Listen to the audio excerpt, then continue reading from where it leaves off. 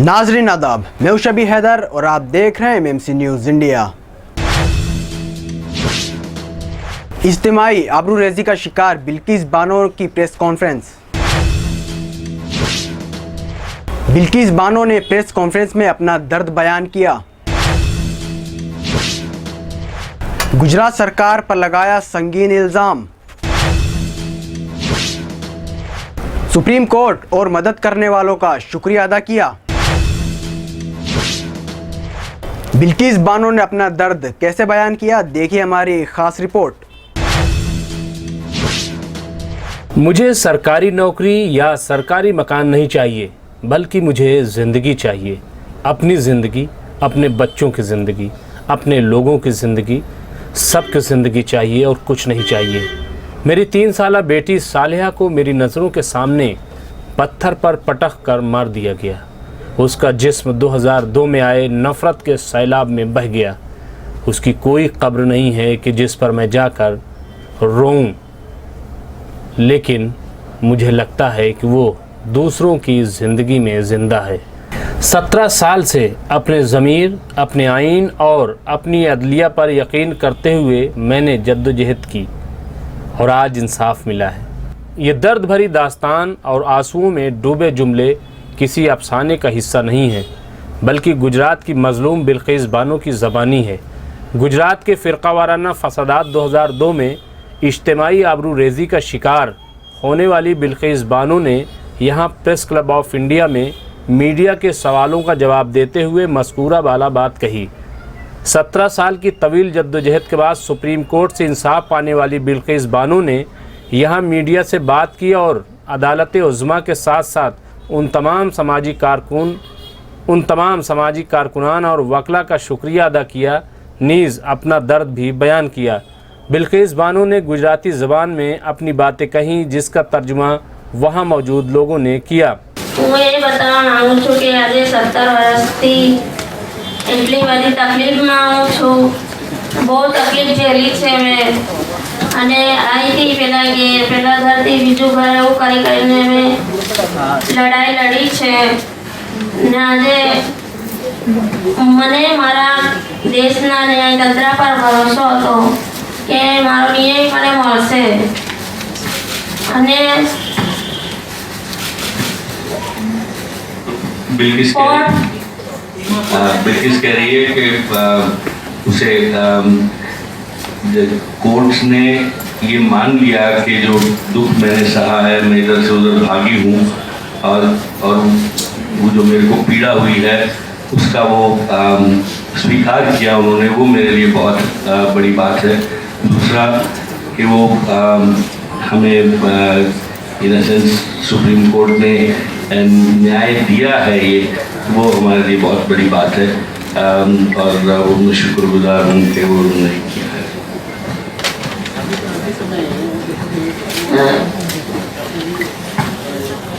हाँ, હું એ કહેવા માગું છું કે સુપ્રીમ કોર્ટે ચુકાદો આપ્યો છે, બહુ મોટો ને સારો આપ્યો છે, અને સુપ્રીમ કોર્ટનો આભાર માનું છું। અને પહેલાં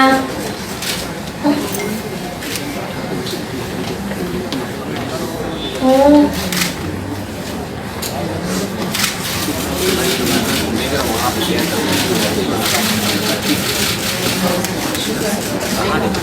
મને આટલું બધું મોટું એક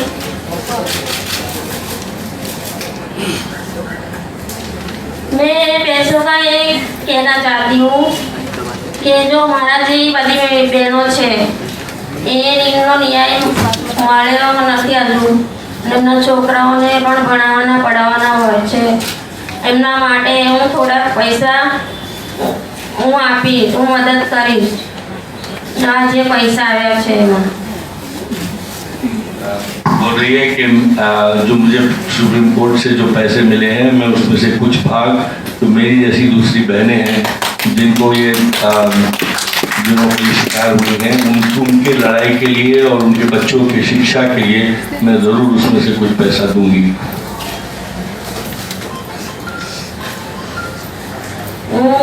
सुप्रीम कोर्ट ने સુપ્રીમ કોર્ટના જે શોભાબેન વકીલ છે હરીશ સાલ્વે છે ને પછી સાલ્વે સાહેબ છે, પછી માનવ અધિકાર પંચ અને CBI ને જે ઈમાનદાર સાહેબો હતા એમણે અમારા કેસની તપાસનો સારી કરી અને સુપ્રીમ કોર્ટે બહુ સારો ચુકાદો આપ્યો. એમનો બધાનો હું ખૂબ ખૂબ આભાર માનું છું. આજે હું એમનો ખૂબ ખૂબ આભાર માનું છું ને મારા સાથે જે આજુરી મારા સાથે જે લડી રહ્યા છે મને સહકાર આપવા માટે બધા તમારી સામે છે એમનું હું શુક્ર અદા નથી કરતી. એમનું એ કહું છું કે મારો પરિવાર છે એવું માનું છું. आई थिंक वेरी इम्पोर्टेंट बहुत अहम बात उन्होंने पहले की कि मुझे विश्वास था, भले इतनी लंबी लड़ाई है बट मुझे मेरे संविधान में और मेरे न्याय तंत्र में विश्वास था मुझे न्याय मिलेगा. उन्होंने ये बात रखी. और दूसरी जो भी उन्होंने बात की कि जो अलग अलग लोग और अलग अलग संस्थाएं जैसे कि सुप्रीम कोर्ट, CBI, मानवाधिकार पंच, जिन्होंने जिसके I think is very important what she is saying, जिनके उस समय अच्छे ऑफिसर्स थे जिन्होंने वो काम किया, उनका आभार मानती है. और ख़ास करके जो कह रही है मेरे जो दोस्त जो हैं यहाँ पे वो मेरे दोस्त नहीं है, मेरे परिवार का भाग बन गए हैं, इसलिए मैं उनका भी आभार नहीं मानती.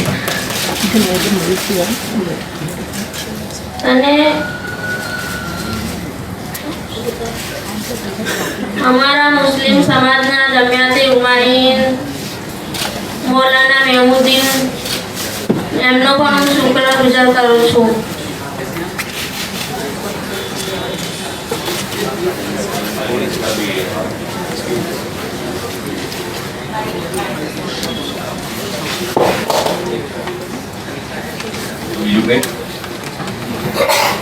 પછી એ હું કહેવા માંગુ છું કે જે મારી છોકરી હાજરા વકીલ બનવા માંગે છે એને વકીલ બનાવવાની છે અને મારી જે મહિલાઓને સુપ્રીમ કોર્ટ જેવી કોર્ટમાં ઊભી થઈને અમારા જે મહિલાઓને સહકાર આપે, મદદ કરે, ન્યાય આપે એવી હું આશા રાખું છું. ये कह रही है कि हाजरा उनकी जो बेटी बड़ी है 16 साल की, उसने कुछ साल पहले ठाना था कि वो भी वकील बनेगी और वो चाहती है कि वो उसे पढ़ाए, उसे वकील बनाए और एक दिन वो भी शोभा जैसे सुप्रीम कोर्ट वो भी सुप्रीम कोर्ट में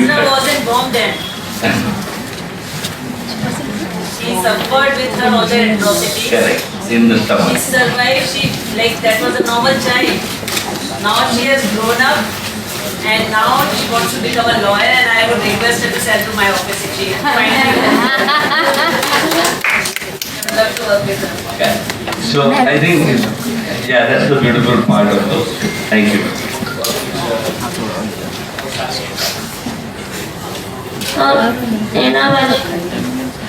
એના પછી જે મારી મોટી છોકરીને મારી નાખી મારા હાથમાંથી લઈને એના માટે હું એ કહેવા માગું છું કે આ બધું દુઆ કરું છું કે મારી છોકરીને હું જન્નત નસીબ કરે અલ્લાહને.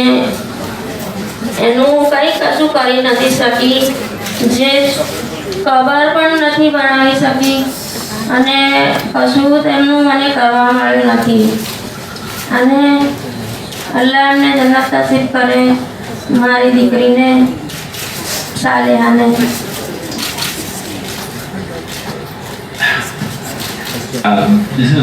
જે સુપ્રીમ કોર્ટનો ચુકાદો આવ્યો છે એમાં અમને ખબર છે કે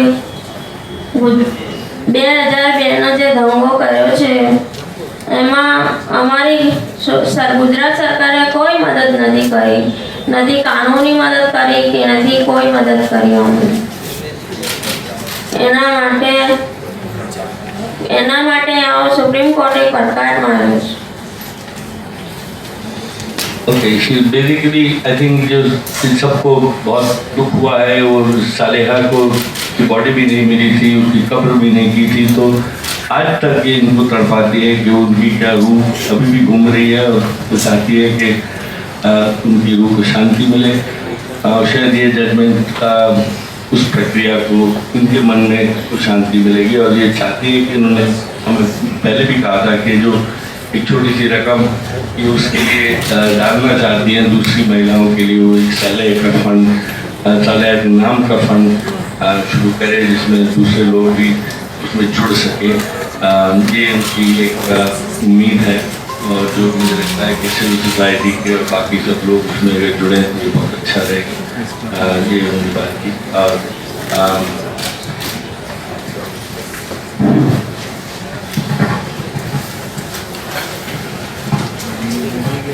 मैं सालिहा के नाम पे बस ये कहना चाहती हूँ कि बिल्किस की भावना ये थी कि अगर मैं अपनी बच्ची के नाम पे और बच्चों को मदद करूँगी तो उसकी रूह अमर रहेगी।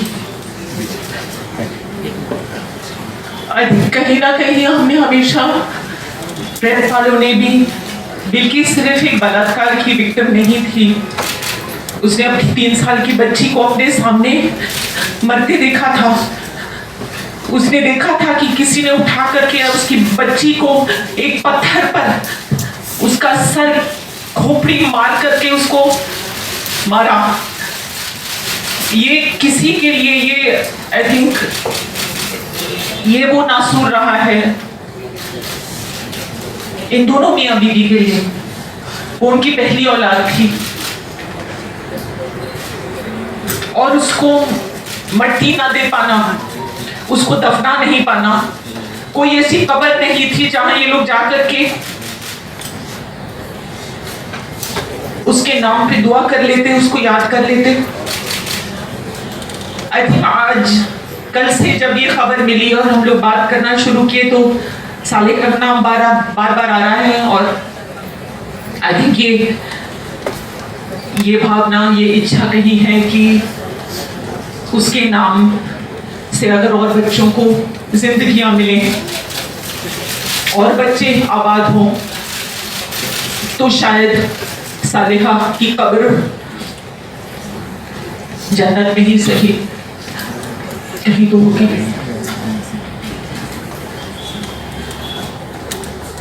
आप सबका मैं शुक्रिया अदा करती हूँ।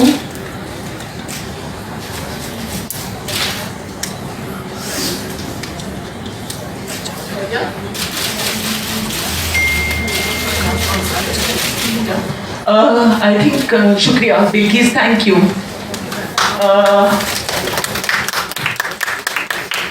I think let's open it up for questions. आप लोगों के जो भी कुछ सवाल हो, मैं चाहूँगी शायद इन सवालों के जवाब में याकूब भी कुछ कहना चाहेंगे, लेकिन I think let's open it up. 3:45 होने वाले हैं।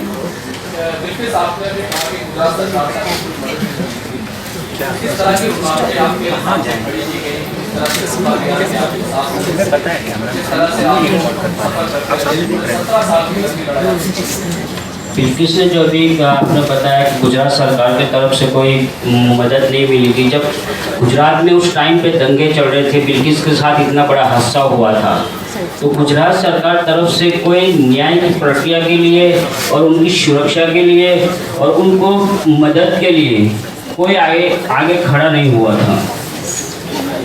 और उसी उम्मीद से आज हमने जो सुप्रीम कोर्ट ने जो बिल्किस को जो चुकादा दिया है वो बड़ी गर्व की बात है और बिल्किस के लिए। और मैं तो वही कहना चाहता हूँ कि आज हमारे हिंदुस्तान के देश के अंदर पहली ऐसी महिला होगी जो इतना बड़ा सुप्रीम कोर्ट ने उसको मुआवजा दिया है और सुप्रीम कोर्ट का बहुत एहसानमंद है। तो वहीं से आप लोगों को थोड़ा बहुत तो पता चला होगा कि बिल्किस के साथ जो गुजरात में अन्याय हुआ है और उसका बदला, और जो सुप्रीम कोर्ट ने जो उनके ऊपर गुजरात सरकार पर जो फटकार लगाई है, उससे पता चलता है कि बिल्की के साथ बहुत तकलीफें हुई है गुजरात सरकार।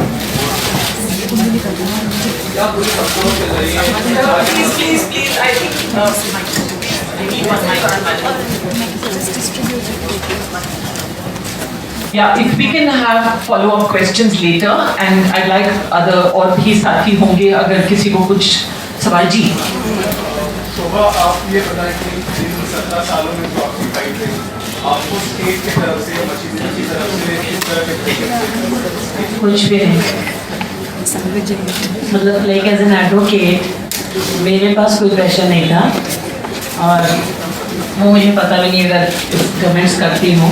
एक टैक्टिक्स अपनी होती है, जैसे अभी थी कि आप डेट आती तो आर्ग्यूमेंट ना हो, हर बार कोई एक तरीके से एडजस्टमेंट ले लिया जाए। जैसे 4 मई का ये ऑर्डर था 23 अक्टूबर 2017 को कोर्ट ने स्पेसिफिक डायरेक्शन दिया कि आप स्टेटस रिपोर्ट फाइल करिए, what disciplinary action you have taken against the guilty officials including the doctors, 2 doctors. So next time when the matter came, again a date was sought. Then again a date was sought. Every time I would be objecting to the date, but then somehow, they would be asking for 6 weeks or 3 months. They would get some 4 months, 4 weeks. But the matter again in Supreme Court, it's not again very easy. Like every time matter would come for the date, it was adjourned to. Like for the weeks, it was adjourned to. So these kind of tactics may be, but no pressure at all. कितने adjournments total adjournments कितने थे? See, ये वैसे तो 2003 की rate petition है, right? We instantly got the relief of CBI investigation, I believe on the 3rd date. So no such difficulty over there. Then on the first date of filing the transfer petition, we got the matter transfer from Gujarat to Bombay, now Mumbai. So that was no difficulty. Since this litigation was going on, this criminal part, and first the investigation, then the trial and other things, we were then not pursuing the writ petition effectively because then judgment had to come. So far, so then we were only on the allegation side. Now, after coming here, I'm telling you, like from October 17, then 3 adjournments since then, but it traveled us to 2 years. Each time matter come and you see rather 4 adjournments. And this time also I had to mention, get it listed. Again, this time also, even yesterday there was an adjournment slip. My only concern was if it adjourns again, then we are only 10 days left in Supreme Court as working. We are closing on 10th of May. So that was the concern I voiced. But had it been so, had the adjournment been granted, then we were actually traveling to July. By this time, Mr. Pagora would have been respectfully retired. So these tactics, one may say so. No, otherwise no such pressure. आजकल के भारत में जो मुस्लिम minorities के लिए जो violence हो रहा है, तो ये ऑर्डर उसके क्या मानेगा? ये आपका सवाल विक्की से है, शुभा से है या मुझसे है?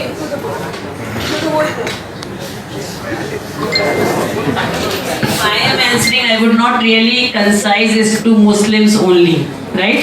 I would say a crime to a woman, that is a crime to a womanhood, that is a crime to humanity. Right? Every single male should also feel the same pain which a woman feels when other women suffers through. Right? So that should be addressed. When such kind of orders are passed, yes, you have a ray of hope. You can tell those victims, go ahead, fight your battle. There is some reprieve somewhere. And it's not only that what money you get. Money is not the healer. Whatever she has gone through, nothing can be undone. Saleha cannot be brought back.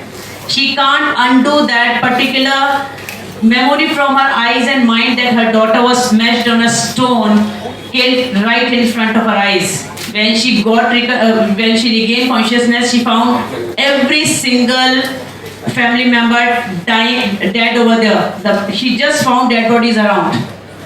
So you can't undo all that trauma, you can't undo all that brutality. But yes, a message to go that there are courts still existing, justice can still prevail, and there is a reprieve.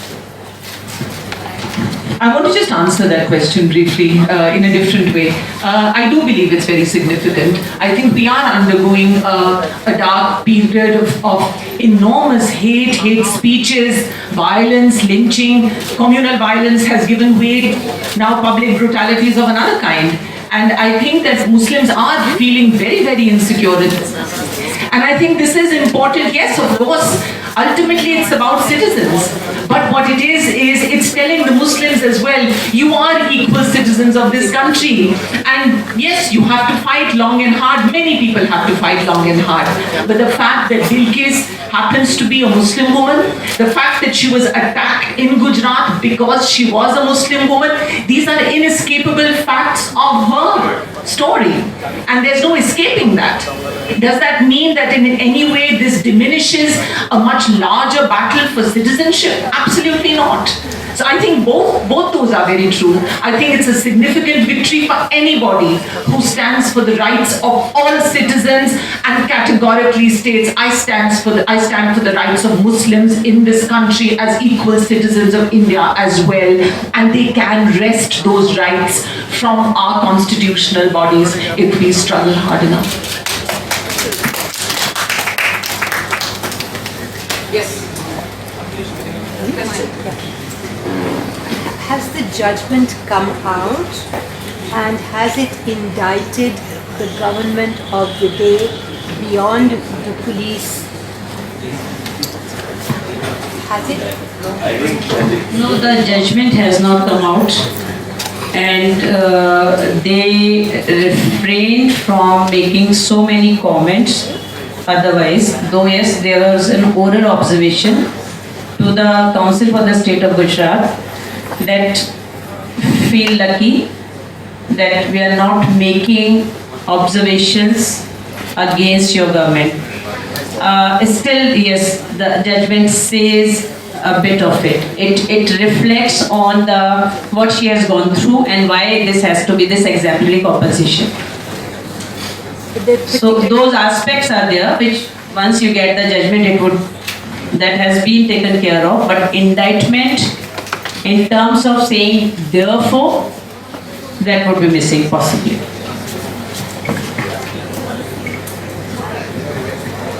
Yes, please. I just want to know from Bilkis, you said that if this such judgment provides a ray of hope, does she feel the same way, given that it was 17 years to come to this point? Or are there certain things that she would like to fix in the criminal justice system first in order to see that ray of hope? Bilkis ये सवाल आपसे पूछ रहे हैं कि 17 साल के इस संघर्ष के बाद क्या आपको इस ऑर्डर सुप्रीम कोर्ट ने ये जो आपको मुआवजे की बहुत बड़ी रकम सुनवाई है, क्या आपको संतुष्टि है या आपको लगता है कि पूरी कानूनी प्रक्रिया में बहुत कुछ बदलने की ज़रूरत है कि इतने लंबे संघर्ष की ज़रूरत ना हो? तुम्हारी इस पर क्या राय है?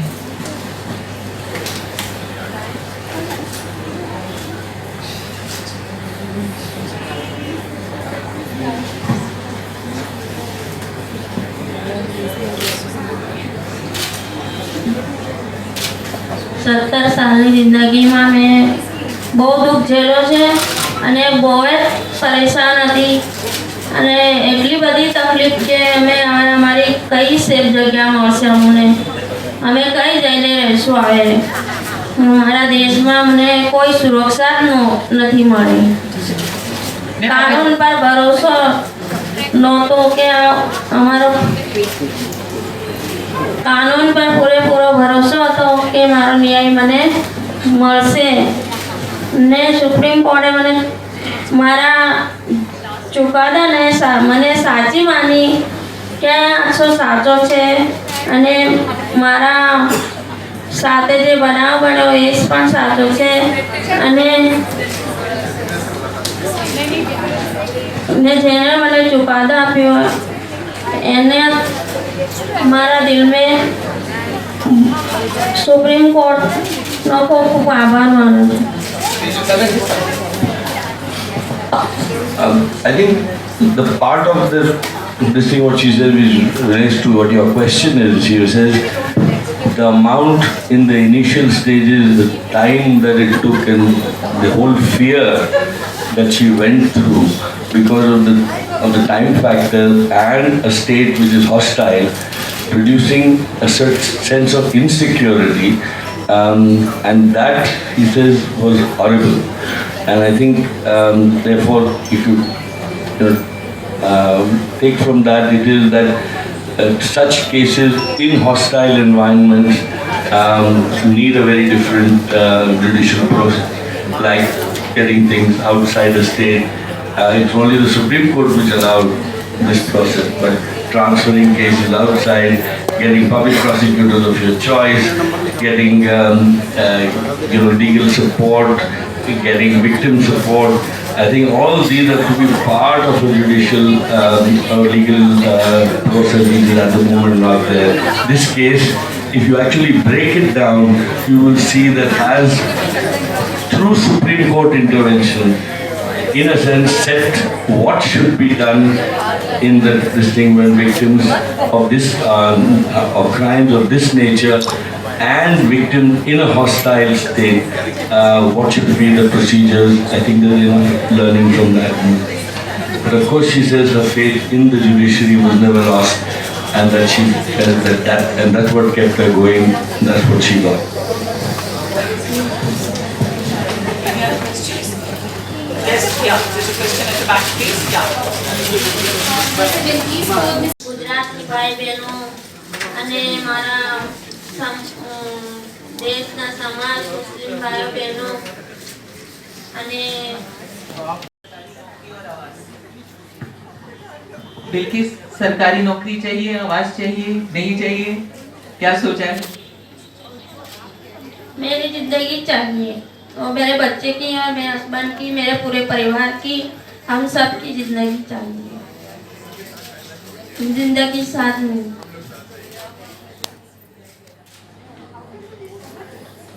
और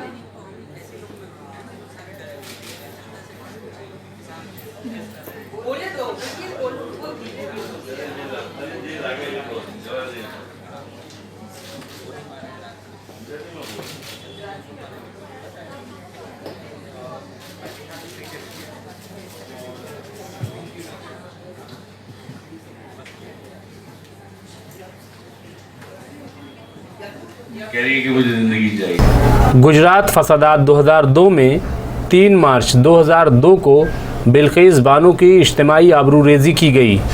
उनकी 3 साला बच्ची सालिहा को पत्थर पर पटक कर मार दिया गया था। उसके साथ ही बिल्किस बानो के 14 घर वालों को भी कत्ल किया गया था, जिनमें कुछ ख़वातीन थीं जिनकी पहले आबरूरेज़ी की गई थी। बिल्किस बानो किसी सूरत बच गई और चश्मदीद गवाह बनी।